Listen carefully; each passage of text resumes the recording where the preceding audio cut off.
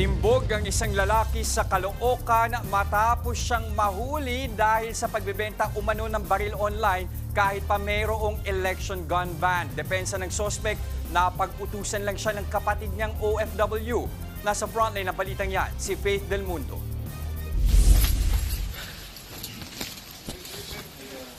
Pinasok ng mga operatiba ng Caloocan City Police ang isang bahay sa Bagong Silang. Ang suspect hindi na nakapalag ng arestuhin ng mga pulis. Nakuha sa kanya ang isang M1 Garand rifle at ilang mga bala na ibinibenta online na hanggang 200,000 pesos.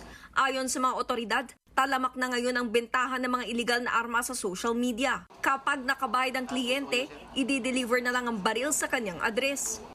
Ang suspect po is nakatransact po namin online. Initially, wala po kaming idea. After transactions, chatting and communicating with the suspect, is napuntahan po natin sila. Nalaman po namin na yung suspect na ka-chat po namin is not within the Philippines. Siya po ay nagtatrabaho sa Macau bilang isang OFW at ang nakatransact po namin is yung kanyang kapatid, which is a call center agent. So, ayun po ang nag-abot po sa amin ng baril at siya po ang binayaran. Nakakaalarma raw na nabibili ang mga baril online dahil madaling magagamit ang mga ito sa krimen. Ang suspect naman itinanggi na sa kanyang mga armas. Napag-utusan lang daw siya ng kapatid niya na OFW sa Macau. Galing po siya sa online po eh. Ang sabi lang po, mag-meet lang po dito. Mag-uutos lang siyang mag-book po nung courier po. Bibigay lang po niya yung address. Tapos papadala daw po. Tapos na magbabayad daw po yung magre-receive ng item.